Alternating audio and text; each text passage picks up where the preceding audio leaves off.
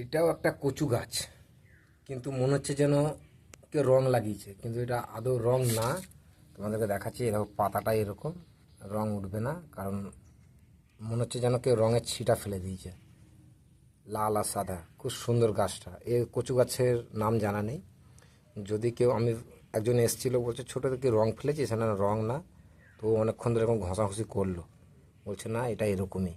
তার নাম জানা নেই, মানে আশ্চর্য একটা গাছ। আমার কাছে এটা আশ্চর্য। এটা লাগিয়েছিলাম কোন ছোট ছিল গাছটা, এখন বড় হয়েছে একটু। এই একটা কচু গাছ, আর একটা কচু গাছ দেখাচ্ছি তোমাদেরকে আমি।